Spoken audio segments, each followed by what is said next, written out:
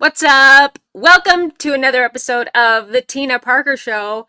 We're on day 25. You know why that is so cool? 5 more days. You guys, doesn't this just fly by? 5 more days of this challenge. It is a 100 heel elevated squats. All right? Why just one thing? Because I believe there's women out there that they look at the bigger picture of all the things they might have to change before, they feel comfortable with changing. And so they just don't do anything. Well, I believe that when successful people create real change in their life and transformation, it is started with one thing. It wasn't like there's times like people that want to quit smoking, people that want to quit drink. Sometimes they just decide and they go cold turkey, right? Well, there's a lot of us, I was successful in business, but I wasn't pouring into myself and my health. And every time I thought about going, it was, oh, I bet I gotta do this. I'll start tomorrow. All these excuses, right? Because I was looking at the big picture. And then it was like, okay, I'll just go and do the elliptical for 45 minutes. And I'll tell you what, I hated it. I hated my time there. I was like, oh, I hate this. It was uncomfortable because I hadn't been doing it. And so but I just kept going. I was to a point in my life where I knew it was important. I wasn't doing it for me. I was doing it for someone else. Okay. Sometimes it takes someone else to push us, right? We want to do it because we love someone. And so sometimes we don't feel like we're worthy. And so we don't do it for us. We're doing it for other people in the beginning. Well, that's how it was for me. And so I just wanted to do this dang elliptical for 45 minutes. And I just kept going though, okay? But you guys, it took me till I was in my close to 40 before I implemented this, okay? So it was one thing, one decision, one choice to start going to the gym and doing the elliptical for 45 minutes. And then I started liking it. And I can't remember how much time went by. But I started like doing more research about the fitness space and women and looking at different bodies that were fit. And that's when I found someone that I aspired to become like. And I was like, what does she do? So I just dove in and like learned everything about her. I learned everything about, because she had these great arms, she had a cute body, we were like the same height. She was kind of my focal point, you know what I mean? Like I want to be like her. So I started learning what she does, the way she thinks, all the things. And so then, rather than just doing the elliptical, I ended up getting a new gym membership to a nicer gym. And I decided I was going to start weight training. So see what I'm saying? It starts with one thing. Not all successful people start with a bunch of things all at once, cold turkey. Sometimes it's just, let me do one thing. So that is why I believe sometimes people just need to have one thing I can implement. And then you start noticing change and you might feel better. And some days you go and you're like, you're dreading getting there. Okay. And then there was this time, okay, I know from experience. I remember this time there was these stairs that you had to walk down. And I remember after my workout, this is after I started lifting, but I remember that feeling. Before I started walking down the stairs, I had this thought. I thought, dang, I'm proud of myself. That felt good. I'm glad it's done. Okay. So all the hard things in your life you want to do first thing, or whatever you're changing, get things done in the beginning of the day. That will help you, because sometimes we can get busy in other things, and kids, other people have all these demands on us as women. And so sometimes we put off our own needs and pouring into ourselves before everyone gets a chance to take from us, right? Or before we want to start pouring into other people. And so doing it first thing, I would go like 3:30 in the morning. Okay? Because I didn't want my job to be pulling from me. I didn't want everyone, when everyone's sleeping, I'm getting my workout in no matter what. Because it became addictive for me. It became more like this mental change for me. And I began to love it. Before you know, I became obsessed with it because I was seeing change. I was seeing the way my confidence was even changing. And I thought I've always kind of been confident, but it changed in a new way. I started listening to different people. I started reading books. And pretty soon, even when I went on my first live video, it's not just about fitness. I remember doing my first live video and I wasn't ready at all. But I felt this burning, you feel this burning desire inside of you. It's like, oh, I really want to do that. Okay, well, that's what I was feeling. And it was on Thanksgiving Day in 2016. And I was following people that I admired, like mentors, and I just thought, that's what I need to do. That's like my next level. Like I need to start showing up online. Because before that, I was just posting like inspirational things, motivational posts and that. And then I realized I need to go live on Facebook. And it was in 2016 and on Thanksgiving Day. And I remember my heart racing. And I remember how weird it was. My husband, okay, we're in a separation now, but him and his son were watching football. And I went into the office. I didn't say I was going to go live. I went into the office that we had and I shut both doors. It was like swinging doors like this. And I shut both doors and I figured out how to do it. And then I just went live. And I thought at first, I just wanted to share how thankful I was, really. And then I started pouring in about where I came from, my childhood, and how it was pretty chaotic. And we didn't have much. And then how I became a single mom. I think it kind of told my story, but I wanted to come back. I wanted to circle back around and remind and share how thankful I am at the life I have right now. And anyway, my heart was racing so bad because I wasn't necessarily ready. I had never done it before, but I felt this like I wanted to do it and it was going to bug me until I did it. One of those things like I've got to do this. And you almost feel this, it's like a burning in your chest and I've got to do it now because it's going to bug me if I don't do it. That's how I was feeling that day. And I was like, I just have to do it. And I was second guessing myself. But during the thing, because my adrenaline was so high, and then it was so weird because you're just staring at yourself. I mean, there's all these things that you realize during that first time doing something, and they kind of stand out for you. But I just was so overwhelmed with the feeling of sharing my story and the feeling of my gratitude and the rush and the adrenaline for doing something I had never done before. And I had a little fear because I was sharing with the world my story. All of these things were going through my head. And so that's what this episode is about. Not going live, okay? Although I think it's good. But this is day 25 of this challenge. I wanted to share a little story about myself and how there's been things in my life that I did before I even believed I was ready, believed I was an expert at. I just knew I wanted to do it and did it and felt so good when I did it. And I remember walking out. Of that office that we had at the time. And I was bawling. And I said to my husband, I just went live. And all these tears come down. And him and his son were like, their eyes were like this big, like, what the? She's a freak.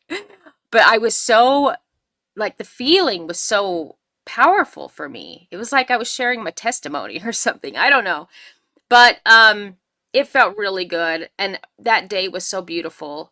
And I was so grateful that I shared my heart with the world because I knew that there's got to be people out there that are where I am and that are experiencing the desire to do something new. And maybe they need to hear that I have been through the worst. And, you know, I am so grateful because if you just keep pushing forward, you could dreams come true, you know? It was very overwhelming for me, and it was a special. I'll never forget that day. Even my daughter wrote on there, "I'm so proud of you, Mom." But anyway, that's what this message is about today, okay? Purpose over perfection. Stop waiting and start moving. It's going to be good, ladies. If you have never heard of me, welcome to my show. I hope you subscribe. I hope this touches your heart. And if it does, please share this with someone that you think could use this message. Purpose over perfection. Action beats analysis every time. Sometimes we can overanalyze everything, right? Girl, perfection is the biggest thief of your destiny, of your rise. Does that make sense? Today, we are killing the lie that you have to be ready before you begin, because perfection is not holiness. It's fear dressed up as control. And remember this message. This is for every woman that is stuck in survival, betray, shame, or overthinking. You could be falling into this trap. But today, we're going to break that. All right? We're breaking it. I hope you stay tuned. Where's my... Oh, whoops. Hold on. Oh my gosh. I don't know what just happened. Hold on just a second here. There we go. Welcome to the Tina Parker Show, where we burn the bullshit, speak the truth, and build brands that break chains. I'm Tina Parker, spiritual badass, truth teller, and the woman who turns pain into purpose. If you're ready to lead with fire, heal out loud, and drop the damn mic, you're home.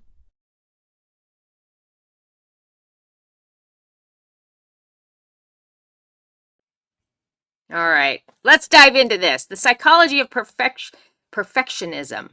Okay. Perfectionism is a reactive mind disguised as safety.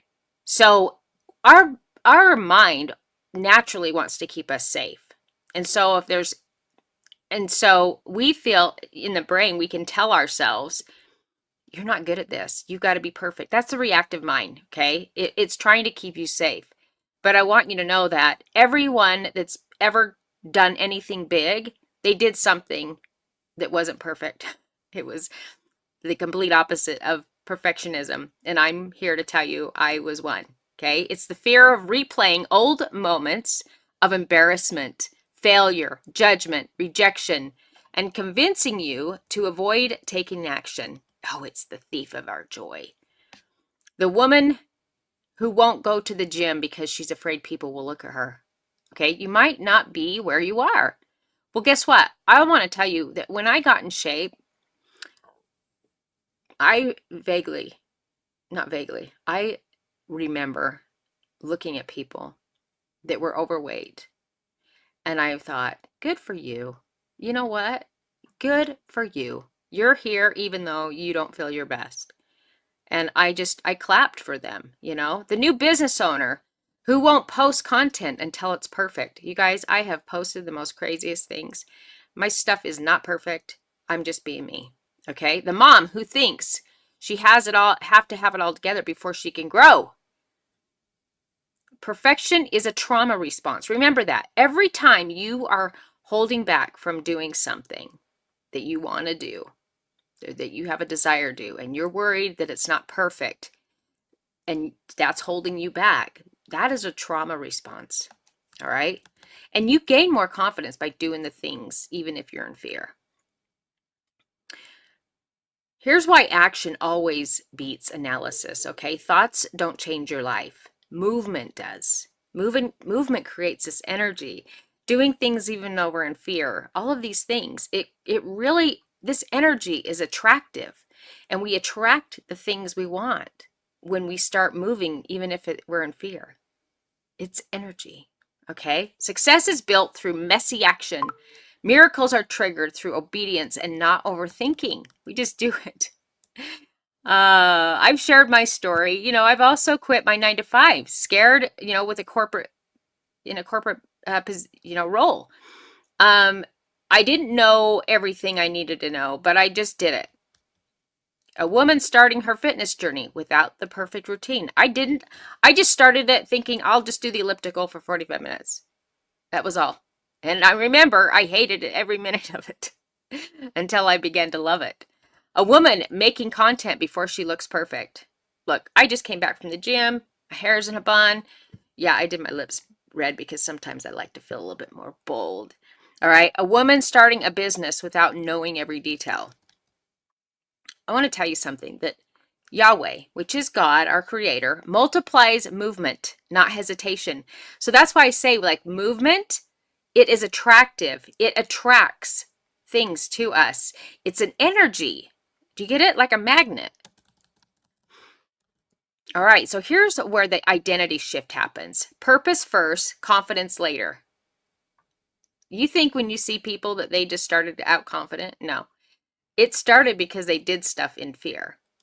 They did it anyway. So confidence doesn't come before action. Confidence is a reward for action, and it doesn't have to be massive big things. Okay? You get to decide what your wins are, what your action's going to be. Maybe your wins are just brushing your teeth, okay? Because you don't brush your teeth. Maybe it's just getting to the gym. Some days are, I'll be honest, there's days that my energy wasn't there. Like maybe I was, I was depleted in energy because hormonal phase, and so but I did something. It just wasn't as intense as my typical routine. So I would just, as long as I went there and I did something, that's a win. Okay. So sometimes we overthink it, like it's got to be crazy, and it doesn't. Okay. But every time you do things on repeat and build up those wins, you are going to gain confidence. All right. What about the woman afraid to leave her unhealthy job? A woman afraid to leave a toxic, draining relationship? A woman scared to join a community because she's worried about what other people will think about her? A woman scared to start investing in herself? You are becoming her while you move. You're becoming that woman that you look up to while you're moving, not perfect, right? And people actually are not thinking about you and how you're looking. They're looking successful. I want you to know this. Unsuccessful people will judge you. They'll call you out. They'll make fun. Successful people, they are going to clap for you. So know that. And you don't want to be around those unsuccessful people anyway. Are you trying to impress unsuccessful people? No, you just need to impress yourself. Here's why successful women aren't perfectionists. Successful women don't wait for perfect timing. They create momentum through consistency. Here's a couple examples for you. They post imperfect content. They start new habits even when they feel awkward. They show up even on bad days. They embrace correction, accountability, and learn. Don't be afraid that you're going to learn as you go. You're going to learn new ways of creating content. You're going to learn new apps that help you build that content. And then the first time, I still remember when I was starting to create content, and I invested in an app to help me create it. And I remember it was awkward at first. Like I didn't know how to do certain things, but I did it every day. I was using that app every day, and pretty soon I figured it out. Okay. And if you don't have time, I compress time with my content, just so you know. I will do content while I'm walking on the treadmill. Okay, so there's times you can kind of just make sure you get it in. The difference, and it makes your time on the treadmill go by a lot faster, just so you know. The difference between successful and unsuccessful women is simple. One acts, the other one is analyzing all of the things, Micro movements that break perfection. That's what I'm talking about. It doesn't have to be huge. Just micro changes, but they're consistent. And you're doing them and you're winning. So just think of myself, I'm winning on repeat. Do one uncomfortable thing daily. Set a timer, 10 minutes of action. Post content even when you're nervous. Say yes to something before you feel ready. Join a community for accountability. You guys, that is so important. Being around other people, especially people that are doing something with their lives and they're aspiring to become what you desire to become. Get around those people. Set messy goals instead of perfect goals.